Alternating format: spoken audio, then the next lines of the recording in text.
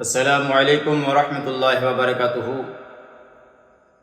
মুহতারাম সামিঈন হযরত, আজকে আমি আপনাদের সামনে উপস্থিত হয়েছি হুজুর সাইয়্যিদনা শাহ শেখ আব্দুল কাদের জিলানী রাদিয়াল্লাহু তাআলা আনহুর সম্পর্কে দু চারটি কথা বলবো। তার সিরত কেমন ছিল, তার ব্যবহার আচার, তার চরিত্র কেমন ছিল, সেই সম্পর্কে আপনাদের কাছে আমি দুই একটি কথা তুলে ধরব। অনেকেই আমরা মনে করি যে হুজুর গৌসে পাক রাদিয়াল্লাহু তাআলা আনহু হয়তো মনে হয় যিনি একজন শুধু কারামাতওয়ালা আল্লাহওয়ালা ছিলেন, বা উনার ফাতিহা দিলে উনার আশিক হয়ে যেতে পারবো, গ্যারহি মানালেই, গ্যারহির ফাতিহা করলেই হয়তো আমরা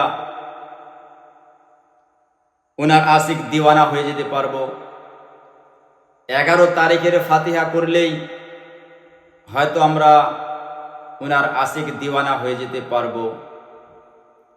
তাই বেরেদারনে ইসলাম, হুজুর গৌসে পাক রাদিয়াল্লাহু তাআলা আনহু সম্পর্কে, তার সিরত সম্পর্কে আমরা আজকে দু চারটি কথা এমন জানব যে তিনি ইলমে দ্বীন হাসিল কিভাবে করেছেন। হে বেরেদারনে ইসলাম, হুজুর গৌসে পাক রাদিয়াল্লাহু তাআলা আনহু জিলান থেকে নিয়ে পায়ে হেঁটে বগদাদ পর্যন্ত গিয়েছেন এই দ্বীনের শিক্ষা অর্জন করার জন্য।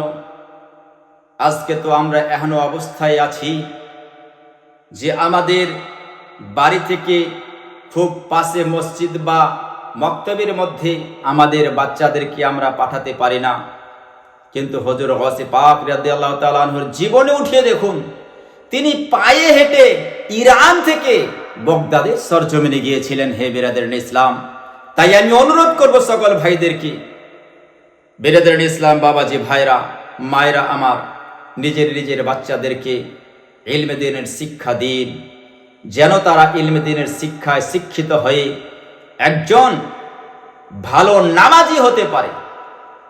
তো বেরাদারনে ইসলাম আসুন, আমি বলতেছিলাম যে হুজুর গৌসে পাক রাদিয়াল্লাহু তাআলা আনহু ইলমে দ্বীন হাসিল করেছেন এবং তিনি একজন যোগ্যতম শিক্ষকও ছিলেন। মাদ্রাসায় আবার শিক্ষাও দিতেন, শিক্ষাও অর্জন করেছিলেন, আবার শিক্ষাও দিতেন। কিন্তু গৌসে পাক রাদিয়াল্লাহু তাআলা আনহু ওই সময় ওয়াজ ও নসিহত করতেন না, ওয়াজ ও নসিহত করতেন না। বেরাদারনে ইসলাম, একদিন গৌসে পাক রাদিয়াল্লাহু তাআলা আনহু জাগ্রত অবস্থায় মসজিদের পাটিতে শুয়েছিলেন। এহেন অবস্থায় আমার আপনার নবী, দুই জাহানের বাদশাহ, মামিনার লাল রাসূলে আরবি সাল্লাল্লাহু আলাইহি ওয়াসাল্লাম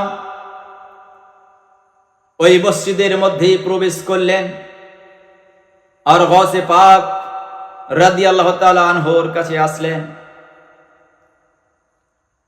হুজুর শেখ আব্দুল কাদের জিলানী রাহমাতুল্লাহ তাআলা আলাইহি রাসূল আযম সাল্লাল্লাহু আলাইহি ওয়াসাল্লামকে দেখার সঙ্গে সঙ্গে সালাম জানালেন।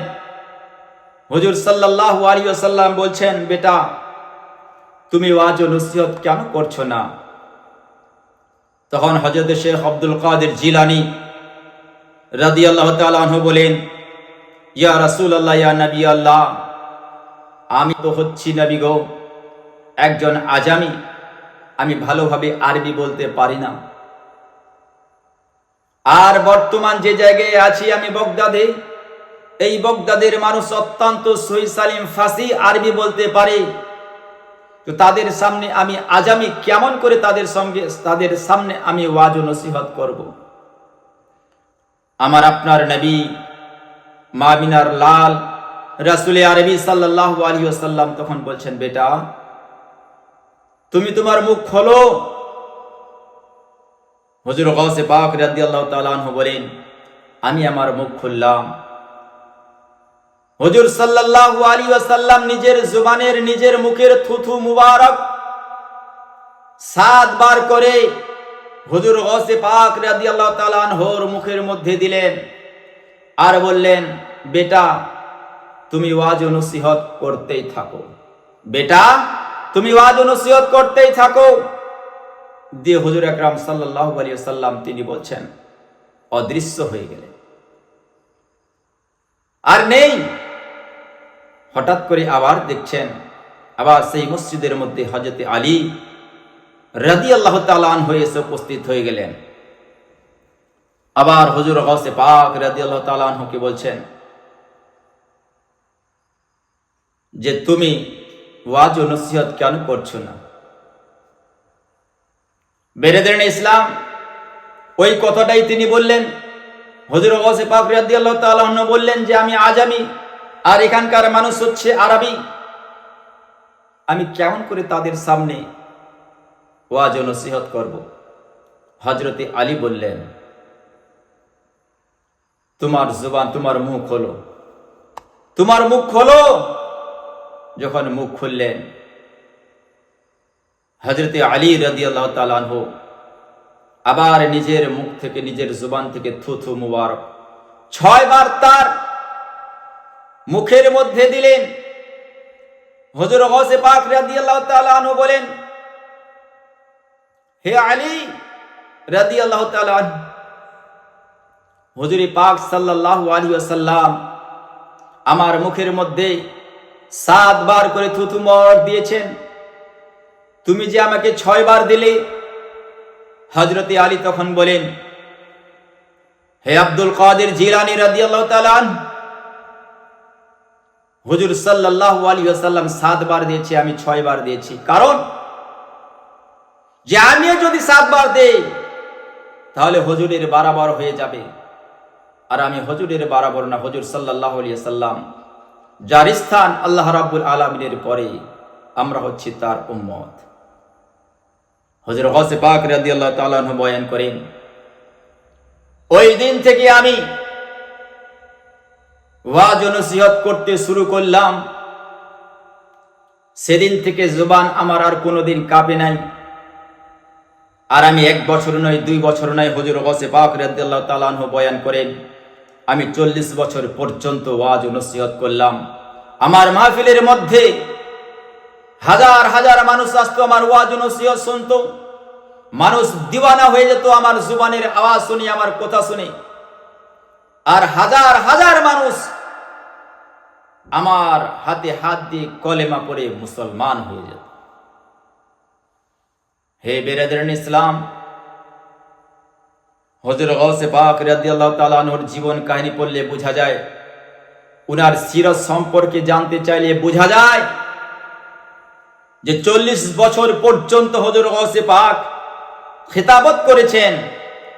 আর হুজুর গাউসে পাক নিজের জীবনে 40 বছর পর্যন্ত এশার সময় ওযু করে, ওই এশার ওযু দিয়ে 40 বছর পর্যন্ত ফজরের নামাজ পড়েছেন। তিনি কত বড় আল্লাহওয়ালা ছিলেন সিরাতের দিক থেকে। আর হুজুর গাউসে পাক রাদিয়াল্লাহু তাআলা আনহু আবার 15 বছর, হে বেরাদারান ইসলাম, এশার ওযু করে এশার নামাজ পড়ে 15 বছর পর্যন্ত হুজুর গাউসে পাক রাদিয়াল্লাহু তাআলা আনহু পবিত্র কোরআন পাক তিলাওয়াত করতে শুরু করতেন। ফজরের আজান হওয়ার আগে আগেই হুজুর গাউসে পাক রাদিয়াল্লাহু তাআলা আনহু পবিত্র কোরআন পাক 1 খতম হয়ে যেত। এইভাবে তিনি 15 বছর ধরে 1 খতম করে প্রতি রাতে পবিত্র কোরআন পাকের তিলাওয়াত করেছেন। এই তো ছিল হুজুর গাউসে পাক রাদিয়াল্লাহু তাআলা আনহু সিরাত। তিনি যেমন একজন তালিবে ইলম, শিক্ষা অর্জন করতে গিয়েছিলেন, তেমন মাদ্রাসার তিনি একজন শিক্ষকও ছিলেন। তিনি আবার শিক্ষা দিতেন।